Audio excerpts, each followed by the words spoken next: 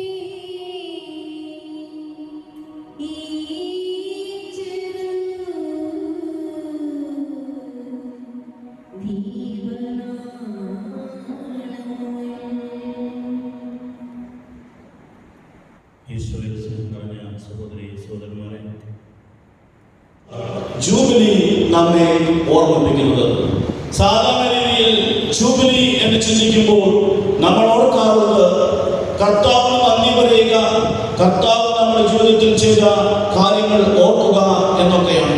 വാസ്തവത്തിൽ ജൂബിലിയുടെ യഥാർത്ഥ ചൈതന്യം ദൈവത്തിൽ ആശ്രയിക്കുക, ദൈവം വഴി നടത്തിയ നാളുകളെ കുറിച്ച് ഓർത്ത് ദൈവാശ്രയം പ്രഖ്യാപിക്കുക, ദൈവത്തിൽ ആശ്രയിച്ച് മുന്നോട്ട് പോവുക എന്നൊക്കെയാണ്. ജൂബിലി ആരംഭിച്ചത് ഒരു ആധ്യാത്മിക ആഘോഷമായിട്ടല്ല, മറിച്ച് കർഷകരുടെ ആഘോഷമായിട്ടാണ്. ഈ കർഷകരുടെ ആഘോഷം കർത്താവ് പറഞ്ഞതനുസരിച്ചാണ് ആരംഭിച്ചത്. ഇന്ന് നാം വായിച്ച ആദ്യത്തെ വായനയിൽ ലേവ്യരുടെ പുസ്തകം 25-ാം അധ്യായം 8 മുതലുള്ള വചനങ്ങളിൽ കർത്താവാണ് ഇസ്രായേൽക്കാരോട് പറയുന്നത്, നിങ്ങൾ ജൂബിലി വർഷം ആചരിക്കും. ഇസ്രായേൽക്കാർ ബഹുഭൂരിപക്ഷം പേരും കർഷകരായിരുന്നു. കുറച്ചു പേര് ആടുവളർത്തലിൽ ഏർപ്പെട്ടിരുന്നവരായിരുന്നു. അപ്പോൾ അവരോട് എങ്ങനെയാണ് ജൂബിലി ആഘോഷിക്കാൻ കർത്താവ് പറയുന്നത്? 50ാം വർഷം നിങ്ങൾ വിതയ്ക്കരുത്, 50ാം വർഷം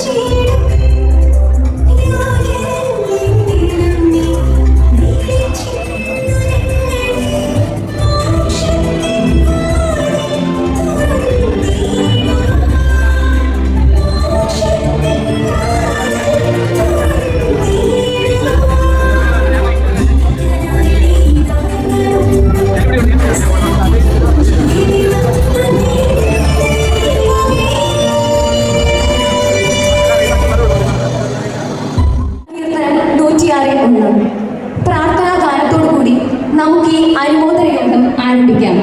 പ്രാർത്ഥനയ്ക്കായി സിസ്റ്റർ ജിസയെ ക്ഷണിക്കുന്നു. നമുക്കെല്ലാവർക്കും എഴുന്നേറ്റ് നിൽക്കാം.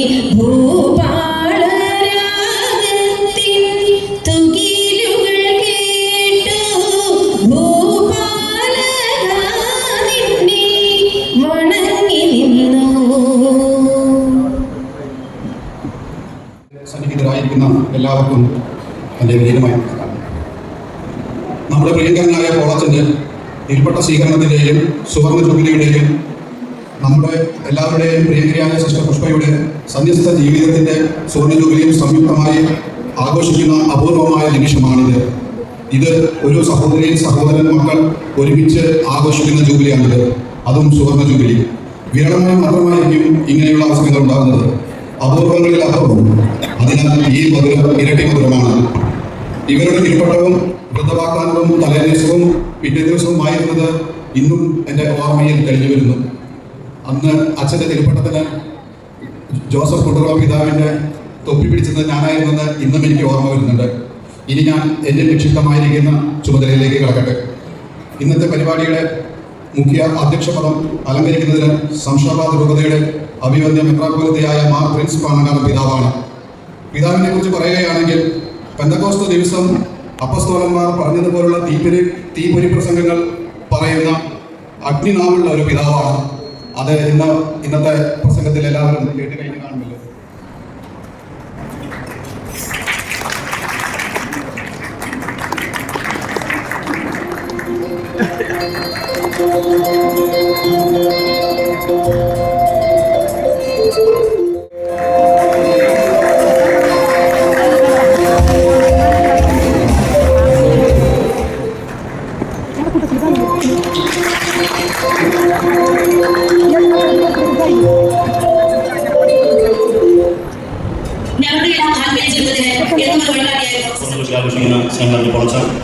സന്യാസ ജീവിതത്തിന് സ്വർണ്ണ ആഘോഷിക്കുന്ന സിസ്റ്റർ പുഷ്പ, ബഹുമാനപ്പെട്ട വൈദികരെ, സമർപ്പിത സഹോദരങ്ങളെ, സഹോദരന്മാരെ, നമ്മെല്ലാവരും വളരെയധികം സന്തോഷത്തോടെയാണ് ഇവിടെ ആയിരിക്കുന്നത്. നമ്മിൽ നിന്ന് ദൈവത്താൽ പ്രത്യേകമായി തിരഞ്ഞെടുക്കപ്പെട്ട് അഭിഷേകം ചെയ്യപ്പെട്ട് ക്രിസ്തുവിന് വേണ്ടി ജോലി ചെയ്യുന്ന ഇവരുടെ ജൂബിലി നമുക്കേവർക്കും സന്തോഷകരമായ ഒരു അനുഭവമാണ്. ഇവരെ രണ്ടുപേരുടെയും ജീവിതത്തിലേക്ക് നോക്കിക്കഴിഞ്ഞാൽ നമുക്ക് കാണാൻ സാധിക്കുന്നത് വളരെ സംതൃപ്തിയോടെ ആനന്ദത്തോടെ അവർ ജീവിക്കുന്നു എന്നതാണ്. വാസ്തവത്തിൽ ലോകത്തിന്റെ കാഴ്ചപ്പാടിൽ നോക്കുകയാണെങ്കിൽ, ലോകത്തിന്റെ മാനദണ്ഡം അനുസരിച്ച് നോക്കുകയാണെങ്കിൽ സന്തോഷിക്കാൻ മാത്രം അവരൊന്നും നേടിയിട്ടില്ല, സന്തോഷിക്കാൻ മാത്രം അവരൊന്നും സമ്പാദിച്ചിട്ടില്ല. പിന്നെ എന്താണ് അവരുടെ സന്തോഷത്തിന് കാരണം? എന്താണ് അവരുടെ ഈ ആത്മനിർവൃത്തിക്ക് കാരണം? അത് ക്രിസ്തുവിനെ കണ്ടെത്തിയ സന്തോഷം. സിസ്റ്റർ പുഷ്പ, പിന്നെ പ്രിൻസ് മലയാളി വേദിയിലിരിക്കുന്ന ബഹുമാനപ്പെട്ട വൈദികരെ സിസ്റ്റേഴ്സ്, സദസ്സിലിരിക്കുന്ന വൈദികരെ സിസ്റ്റേഴ്സ്, പ്രിയ സഹോദരി സഹോദരൻ, ആദ്യമായിട്ട് ജൂബിലി രണ്ടുപേർക്കും ജൂബിലിയുടെ എല്ലാ ആശംസകളും നേരുകയാണ്. കഴിഞ്ഞ 50 വർഷക്കാലം ദൈവം ഇവർക്ക് നൽകിയ നിരവധി അനുഗ്രഹങ്ങളെ ഓർത്ത് ദൈവത്തിന് നന്ദി പറയുന്നു. ഇവരെ സഭയ്ക്ക് നൽകിയ ഇവരുടെ കുടുംബാംഗങ്ങളെയും മാതാപിതാക്കളെയും സഹോദരങ്ങളെയും സഭയുടെ നാമത്തിൽ നന്ദിയോടെ ഞാൻ ഓർക്കുകയാണ്. ഈ ജൂബിലി ആഘോഷത്തിൽ പങ്കെടുക്കാൻ വന്നപ്പോൾ ഞാൻ എന്ത് പറയും എന്ന് ആലോചിച്ചപ്പോൾ എൻ്റെ മനസ്സിലേക്ക് വന്ന 3 തിരുവചന ഭാഗങ്ങൾ, അത് ഞാനിവിടെ വന്ന സ്വാഗത പ്രസംഗം കേട്ടപ്പോൾ ഞാൻ തെരഞ്ഞെടുത്ത മനസ്സിലേക്ക് വന്ന വചന ഭാഗങ്ങൾ വളരെ ശരിയായിരുന്നു എനിക്ക്.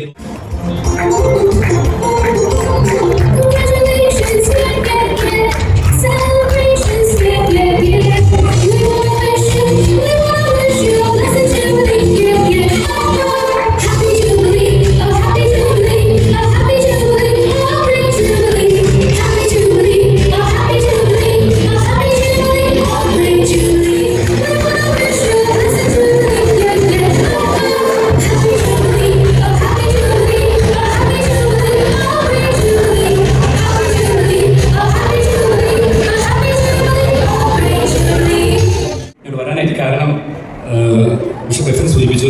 കഴിഞ്ഞ ജൂൺ മാസത്തിൽ ബിഷപ്പിന് ഇവിടെ ഞാൻ അമേരിക്കയിൽ പോയി. അപ്പോൾ ഇവരൊക്കെ പോളച്ചൻ പറഞ്ഞ അച്ഛൻ ഉണ്ടെന്ന് പറഞ്ഞു, അച്ഛനെ കാണാൻ പോകണമെന്ന് പറഞ്ഞു. ഏതാണ്ട് 7 മണിക്കൂർ റോഡ് മാർഗം യാത്ര ചെയ്താണ് ഞങ്ങൾ അച്ഛനെ അടുത്തെത്തിയത്. അന്ന് രാത്രിയോട് താമസിപ്പിച്ചു. അന്ന് അച്ഛൻ എന്നോട് പറഞ്ഞ അച്ഛാ, എൻ്റെ ഒരു ഗോൾഡൻ ജൂബിലി വരുന്നുണ്ട്, മണ്ണപ്പെട്ടയിലാണ്, അച്ഛൻ വരണമെന്ന് പറഞ്ഞു. നമ്മൾ ഒരേ സെക്രട്ടറി പറയും, ലവ് അറ്റ് ഫസ്റ്റ് സൈറ്റ്. നമ്മൾ കാണുമ്പോൾ നമുക്ക് ഇഷ്ടം തോന്നിയ മനുഷ്യനുണ്ട്. അതിന് പോളച്ചൻ്റെ പെരുമാറ്റം രീതിയൊക്കെ എനിക്ക് നമ്മൾ ഇഷ്ടപ്പെട്ടു. ഞാൻ സാധാരണ ഇങ്ങനെ എളുപ്പത്തിൽ ജോലിക്ക് പോകുന്ന ഒരാളല്ല. പക്ഷെ അതാണ് ഞാൻ തീരുമാനിക്കാൻ ഡയഗ്രം വരച്ചിട്ടു ഇങ്ങനെ ഒരു പരിപാടിയോടെ വരും. അതുകൊണ്ട് ഞാൻ ബിഷപ്പിൻ്റെ കൂടെ ഇവിടെ വരാൻ കാരണമായതാണ്. ഒരു ന്യൂസ് മാത്രം പറഞ്ഞ് ഞാൻ അവസാനിപ്പിക്കാൻ വേണ്ടി ചൈനയിൽ ഒരു മുനിസിപ്പാലിറ്റി ഒരു തീരുമാനമില്ലായിരുന്നു. ഏതെങ്കിലും ആളോട് ഒരു ആശംസാ പ്രസംഗം ജൂബിലിക്കാൻ മറ്റേ ദിവസം പറയണമെന്ന് പറഞ്ഞാൽ 3 മിനിറ്റിൽ കൂടുതൽ ആശംസ പറയുന്നവർ വെടിവെച്ച് കൊല്ലാൻ നിയമം ഉണ്ടാകുന്നുള്ളൂ. അപ്പോൾ അതുകൊണ്ട് നിങ്ങൾ വെടിവെക്കുന്നതിന് മുമ്പ് ഞാൻ 2 ജൂബിലി സിസ്റ്റർ പുഷ്പയെ ഞാൻ കണ്ടിട്ടുണ്ടെന്ന് എൻ്റെ ഓർമ്മ എനിക്ക് തീർച്ചയില്ല. അച്ഛൻ ഞാൻ ഒരു ആവശ്യം കണ്ടിട്ടുള്ളൂ. അപ്പോൾ അച്ഛനും സിസ്റ്റർ പുഷ്പയ്ക്കും ഗോൾഡൻ ജൂബിലിയുടെ എല്ലാ മംഗളങ്ങളും ആശംസിക്കുന്നു. നമ്മുടെ എല്ലാം പ്രിയപ്പെട്ട പോളച്ച, സിസ്റ്റർ പുഷ്പ, വേദിയിലിരിക്കുന്ന വിശിഷ്ട അതിഥികളെ, പ്രിയപ്പെട്ട അച്ഛന്മാരെ, സ്നേഹം സിസ്റ്റേഴ്സ്. ജോസച്ചൻ പോളച്ചന് പൊന്നാട അണിയിക്കുന്നു.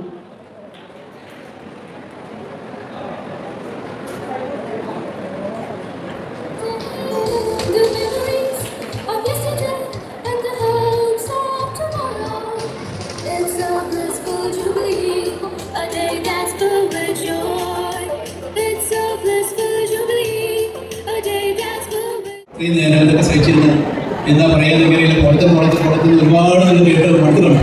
ഇനിയിപ്പോൾ പോളത്തിൽ ഞാൻ ഇവിടെ 1-2 പേര്, ഞാൻ 1-2 പേരെ അറിയില്ല.